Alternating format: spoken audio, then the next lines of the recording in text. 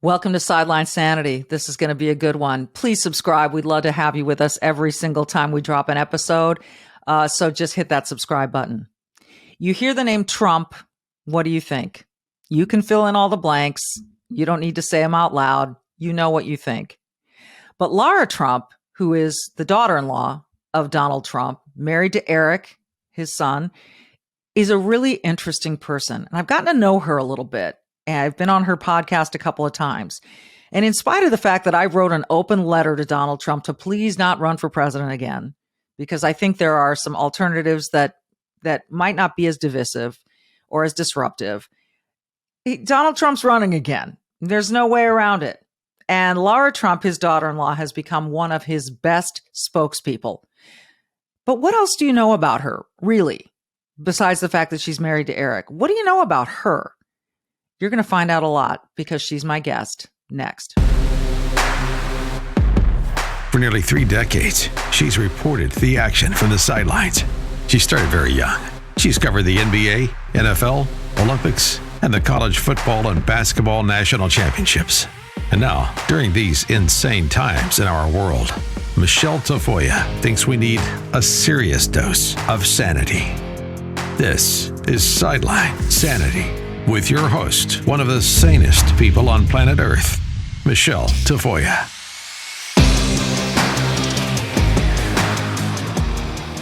Lara, it's great to see you. I've had the pleasure of being on your podcast a couple times, and I'm grateful that you're returning the favor. How are you? Oh my gosh. Well, thank you. I'm great. And you are fantastic every time. And we hope to have you back many, many more. And I'm thrilled to return the favor, but it is my honor truly. So thank you. Thank you. You know, one of the things in life that I've noticed as I've grown up is that people assume, oh, here's this person, Michelle, who is a sideline reporter, and that's all they know. And so she's gotten there, she's achieved success, and now she thinks, you know, she's high on the horse, blah, blah, blah. They don't have any idea of all the layers of work that began really from the time I was a child to get to where I wanted to be. Yeah. And so I'm really curious about your background and things that people maybe don't know about Lara Trump. Oh, and it starts with, really, I think it's really good for people to understand that before the dog started barking. I love dogs. I should have brought mine. I have 3. There's something about me. There you go. 3 dogs. Well, okay. What breed are your dogs? So I have a beagle. I have a bigger hound mix, and my mother-in-law's dog, which we inherited, who is a miniature Yorkie. So oh my gosh, we got the whole show at my house. You really do. Quite a time. Yeah, you really do. I mean, and it's, as you know, it's like having toddlers around. So it's a lot of work, but they don't talk back, which is good. So you're born in North Carolina. What part? I was born in the southeastern part of North Carolina. Wilmington is sort of the bigger town there. But Wrightsville Beach is kind of a small little island connected to Wilmington. And that's where I was born and raised. Came home to the same house from the hospital that my parents still live in today. And I honestly didn't know how truly blessed I was to have grown up there until I left. And then you're like, wait a minute, not everyone grows up on a beach, on an island with like all of it. It was amazing. Yeah. And I'm just so lucky. Yeah. You know, and I grew up in Manhattan Beach, Southern California, so all the way across the country from you. Yeah. But I truly appreciated that beach as well, although we didn't have it right out of our door. And people hear that and they go, oh, you grew up on a beach, you must be spoiled, entitled little thing. And you're like, well, actually, my dad was an engineer and my mom was a school teacher. So what about that growing up? Siblings, parents, paint us a picture of the typical sort of day in the life of Lara as a kid. Well, it was Lara Unaska, which was always a tough one for people. And my first name always threw people off, Lara. Right. People still ask me, Michelle, they're like, so how do you say, is it Lara? It's Lara, but whatever. Lara. I've been called a lot worse, so I'll take any iteration of it. But my dad was an engineer, by the way, by trade, and he started a car wash and had a boat building company in North Carolina. My mom was a nurse, And we were, a middle-class family in North Carolina. I went to public school my entire life.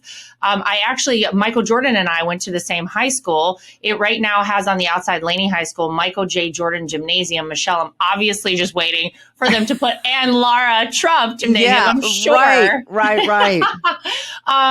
But I have one brother who's about 2 years younger than I am, and we were lucky to be close in age. We both played tons of sports, and we got to kind of do those together on the cross country and track team in high school.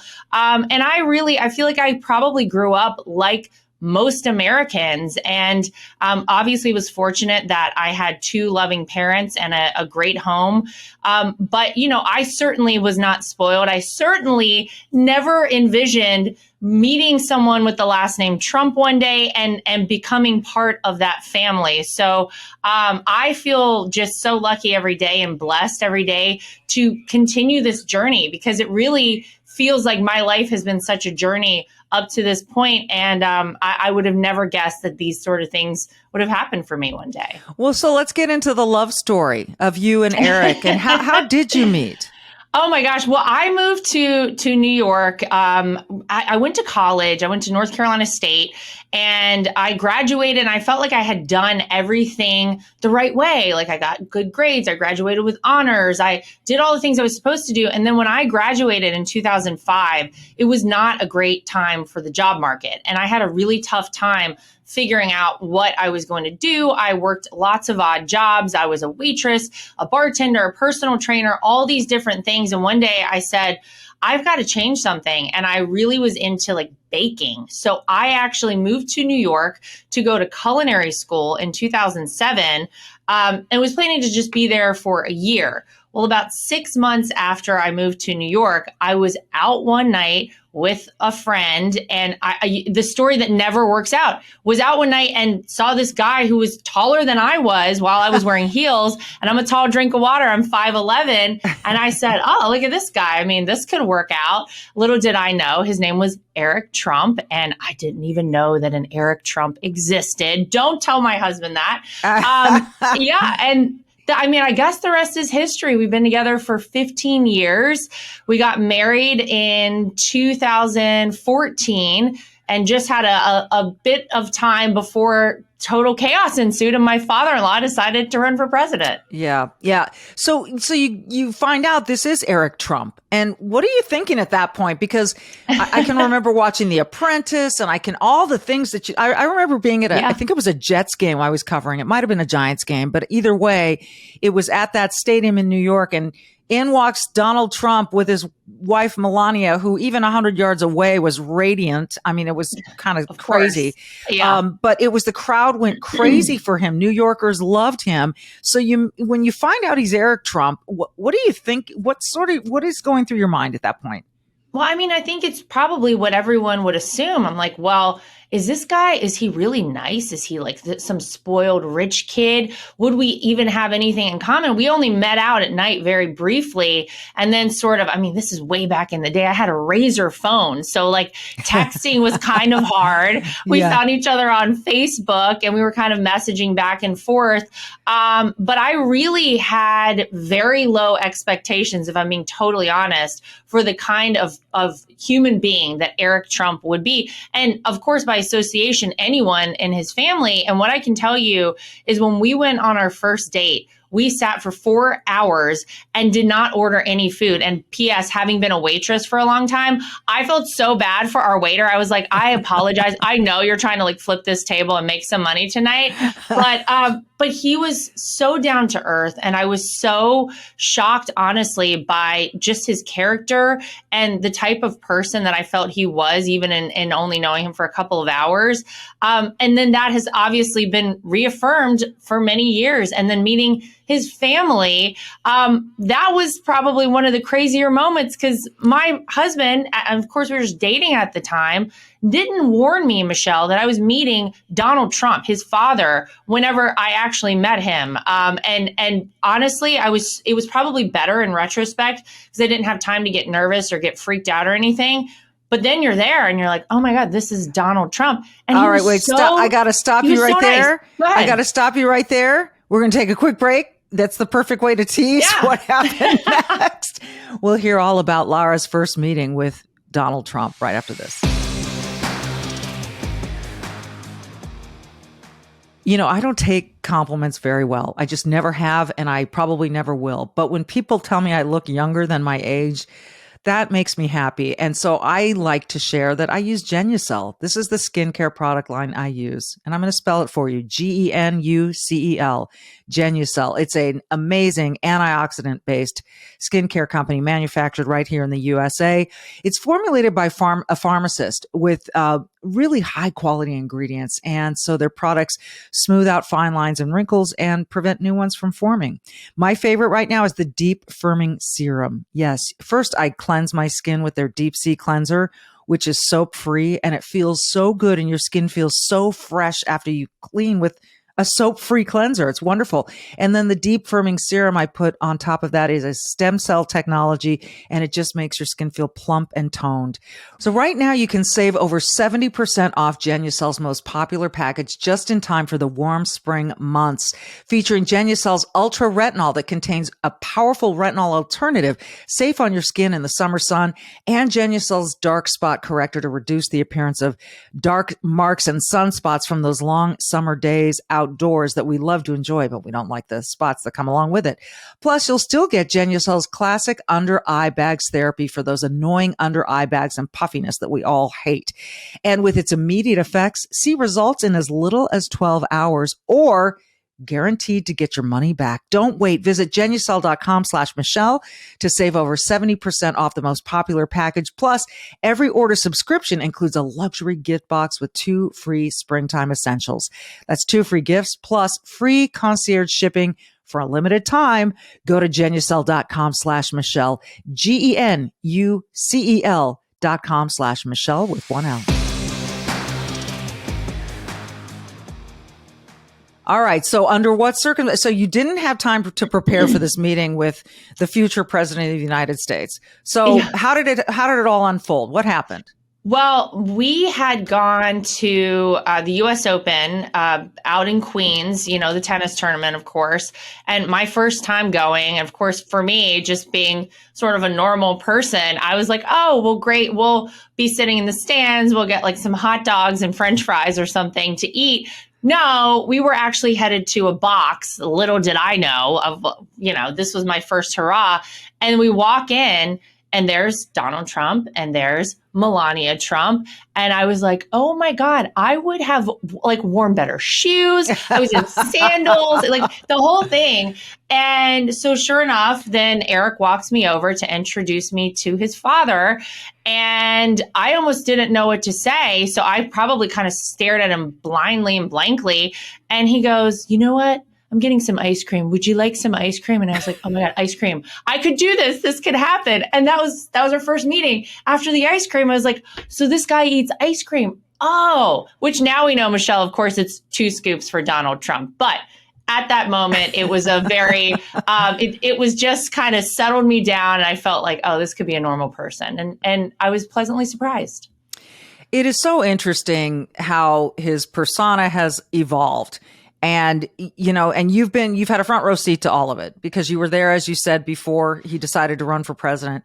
You find out your father-in-law is going to run for president of the United States.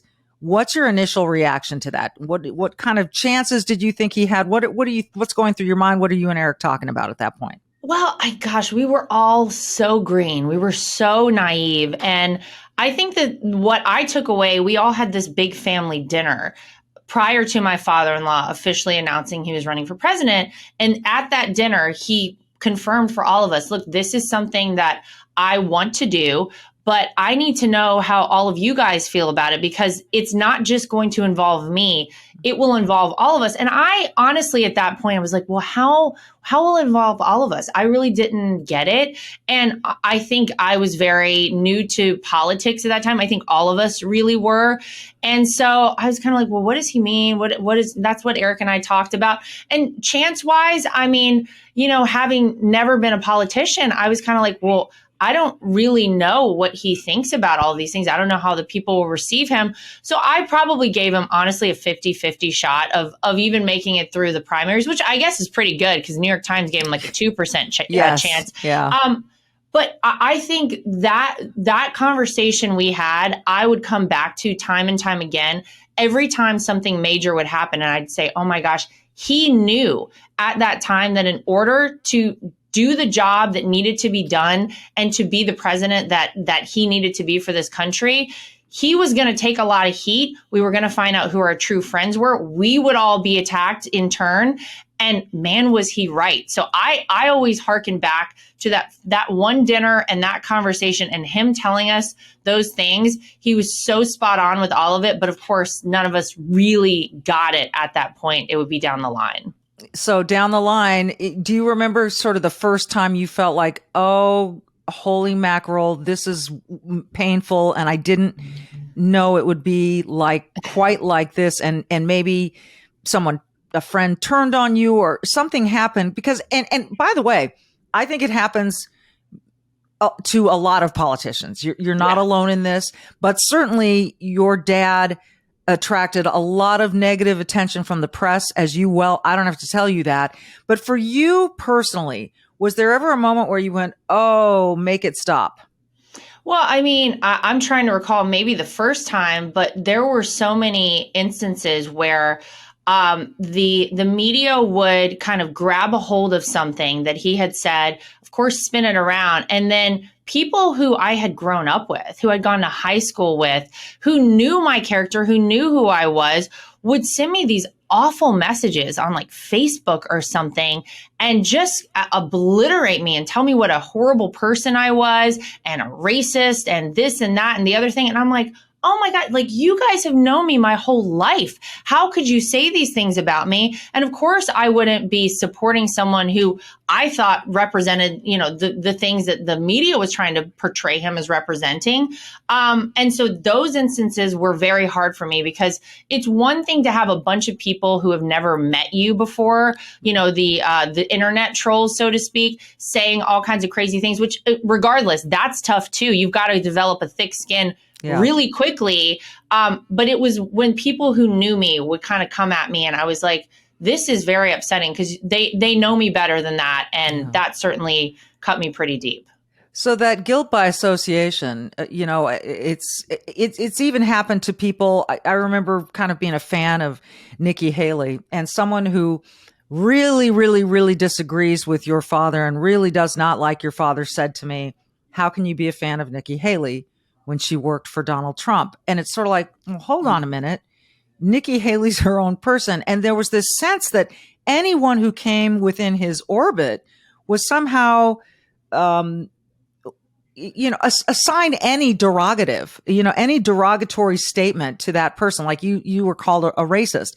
These things, that seemed to me where the Trump derangement syndrome actually was real. When people were saying things that were really outlandish. Now they would counter to me, well, he's really outlandish and he's saying things. And it's sort of like, okay, part of this, how much of this, Lara, is Donald Trump, the sort of the onstage character versus the guy that you've come to know over the time with your husband? Well, obviously, I think everybody represents themselves slightly differently when they're in public. But the things that he would say to all of us and the things I think that were important to him were always represented on both sides. So behind the scenes and in front of people. And I think maybe that's what a lot of people found very charming in a way about Donald Trump is that you see politicians like Barack Obama, for example, who is one of the great speakers of our time. There is no doubt whether or not you believe his politics were the right way to go or not is beside the point. This guy can really get out there and speak. But then you see a different version of him when he's not in front of people. And it's very different, apparently, according to people who know. Donald Trump was kind of the same guy on both sides of things. And I think that's maybe what people liked about him, but also what people hated about him, because, there was this idea that to be a president, to be a politician, you had to be a certain way in front of people, very polished and very thoughtful of everything you said. And Donald Trump was like, look, I'm just going to go out there and tell you what I think and tell you how it is.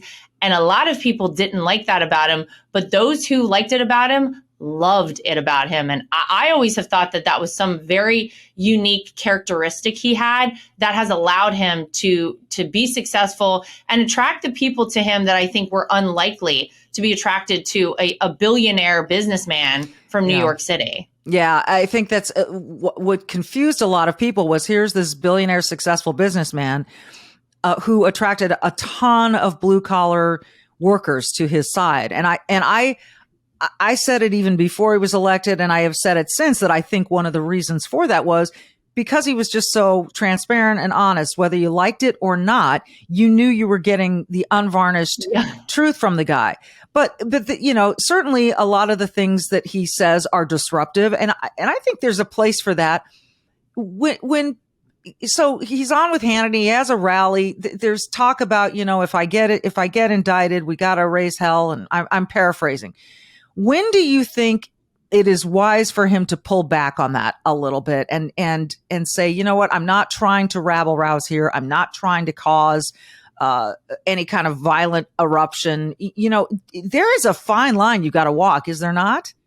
Well, I mean, look at January 6th. Look at the hysteria that has ensued from that. I mean, he said peacefully and patriotically, make your voices heard and make our voices heard. And yet, of course, there has been how much money and effort and energy put into trying to suggest that he was the root cause of everything that happened on that day. I do think he especially has to be careful because they love to take anything he says, twist it around, and make him the target of all of their attacks and the reason that bad things happen.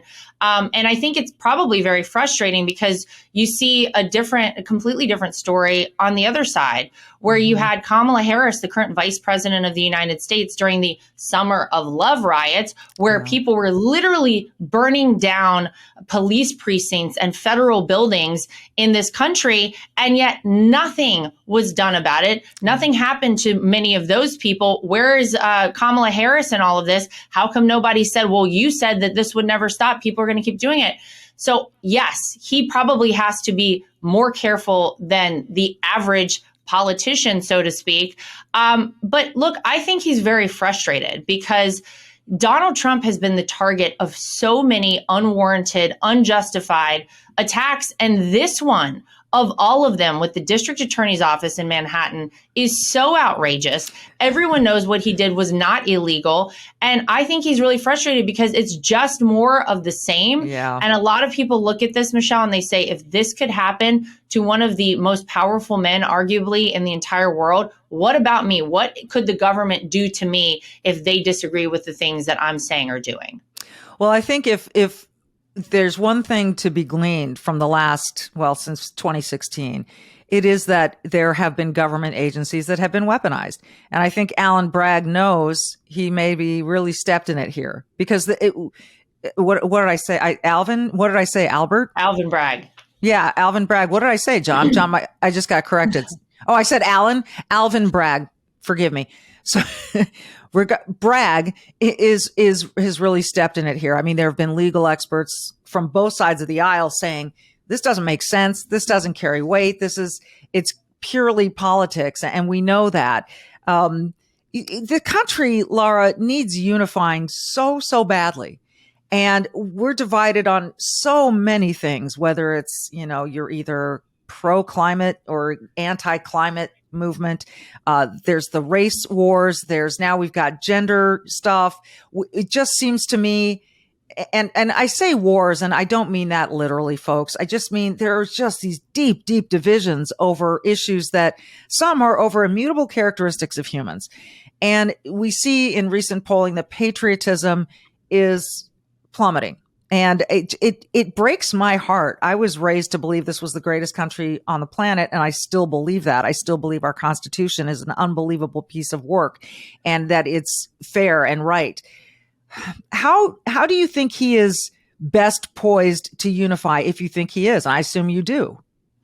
Well, I think you have to look back to just before COVID and the job that he actually did while he was president. And I mean, the truth is, how do you have happiness in a country and peace and calm and people who really are contributing to society? It's when everybody is able to work, when the economy is better, when we are safe as a country. And so Donald Trump was able to deliver so many of those things for people really in a record amount of time. And you kind of think about, well, gosh, all that he was dealing with externally, all the incoming, all the nonsense, all the indictments and all that. And you say, wow, if people had actually said what he's doing is good for the country and gotten on board, how much more could have been accomplished. And so I think we're in such a dark place right now in America, whether we're talking about an economy that's not working for people, inflation, open borders. I mean, it feels like, honestly, we're on the verge of World War III. We've got China sending balloons across our country and testing us.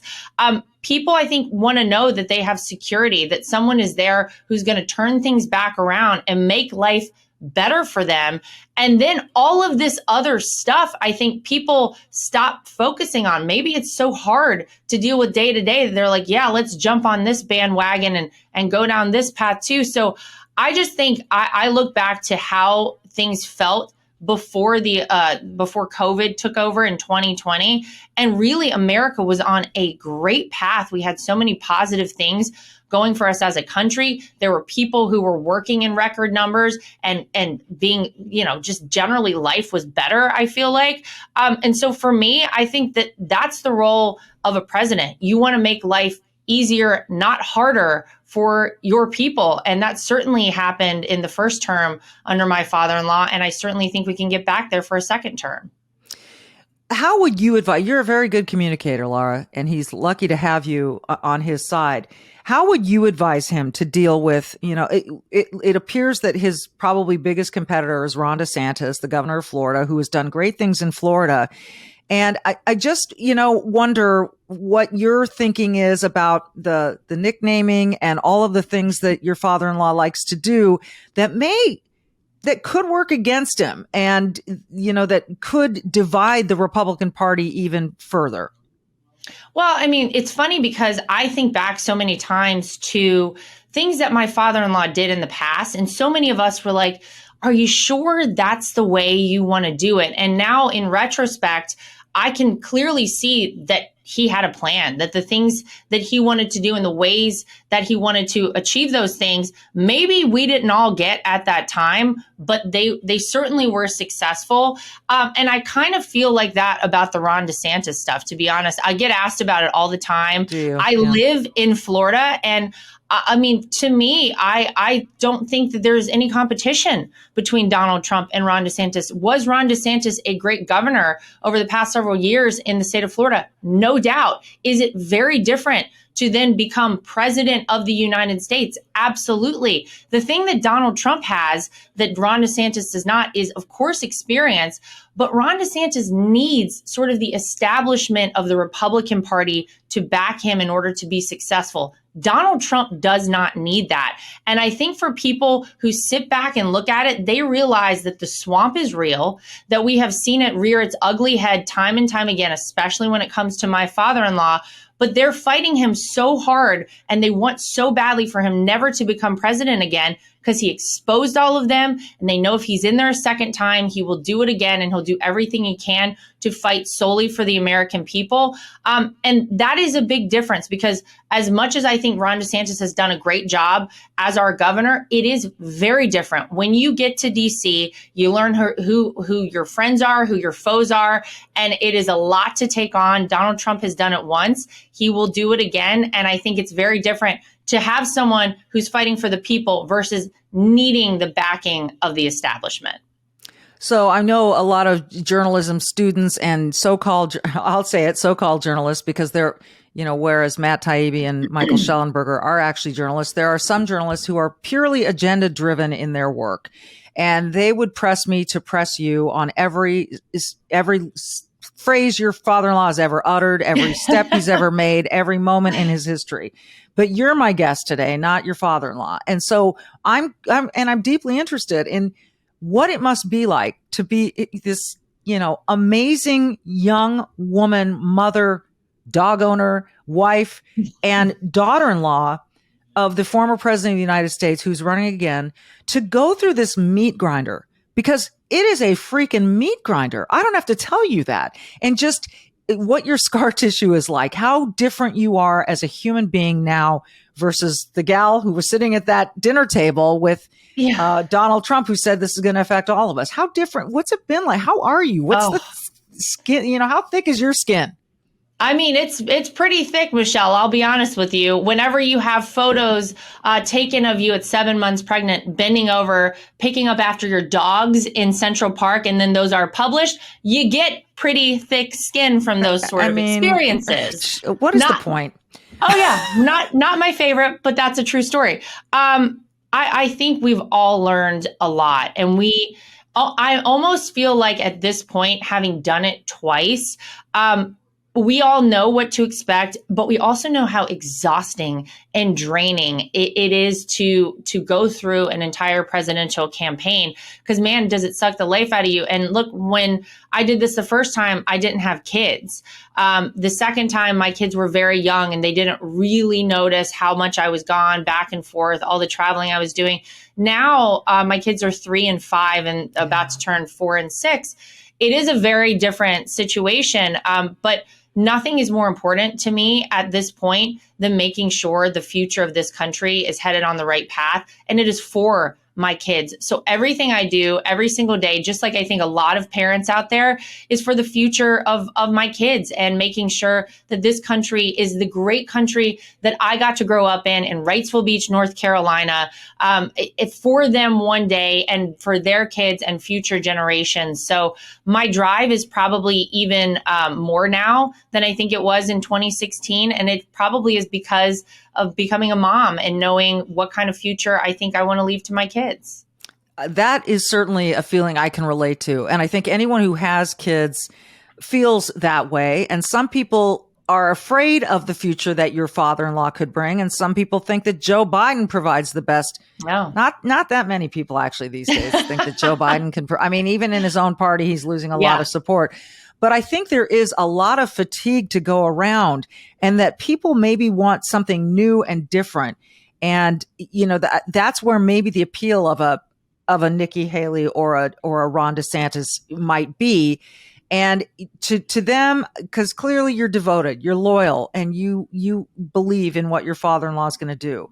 So to people who have just an incredible, whether it's a fear, a derangement, whatever you want to call it, about your father-in-law. There are a lot of them out there. There are a lot of them. But what would you say to assuage fears if someone out there is genuinely, I realize some of it's a little far out there, and to be afraid, I'm not afraid.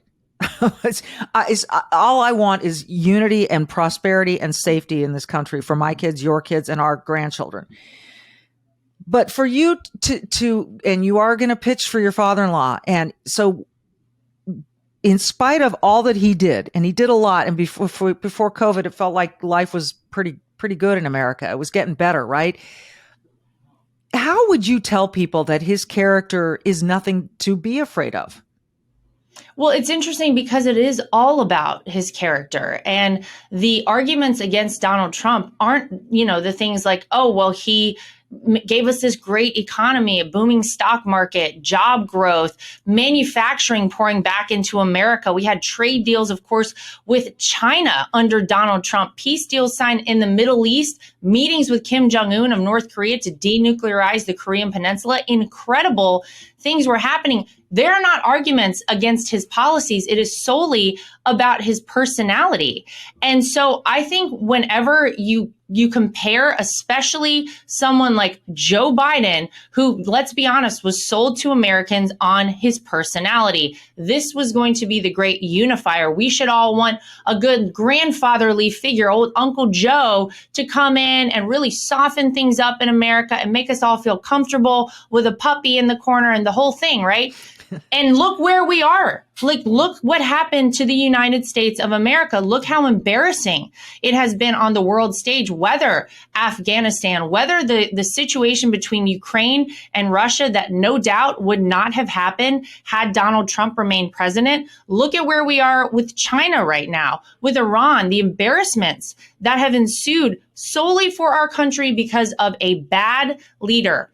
So I think the ability for people to kind of take a step back and say, wait a minute, if I'm voting on personality, that probably has not been a successful path for the United States. You can see it now. You can see it in real time. And I just want people to remember, like you just said, think back to right before COVID and how things felt in America. Yes, Donald Trump is the person who the folks on the left love to hate. The media love him around because, man, do they get some ratings talking about Donald Trump, whether positive or negative. But the truth is, sometimes you need tough love. Sometimes the best teachers I had were the ones who, in the moment, I didn't like because they held me accountable. They told me the truth and they made me do the work. And I think a little bit of that is what has gone on with my father-in-law. So you can't argue with the policies because they worked for this country. They kept this country safe and made us prosperous. And you can't say that having somebody who they present to you as the nice guy works, because here we are. Well, and by the way, I would argue that he's not a nice guy. Was of course purely a persona, a facade, and unfortunately, it hasn't come to pass. Lara, I'll say this: no matter how people feel about your father-in-law, he's really lucky to have you. You are a tremendous spokesperson for him, and what I admire in you is I can only imagine the grinder, as I described it, the meat grinder that you and your family, you and your husband have had to go through, and potentially even your little children may feel at some point. And that you are tough as nails through all of it and not kowtowing to anybody and not apologizing and you've just been really, really strong. And that's something that I admire a great deal. And you know what, frankly, I say this a lot. If people have their convictions, they need to be strong in them. They can't be apologizing to the people who would like to yell them down, shout them down, cancel them. And clearly you're not apologizing, and you're not,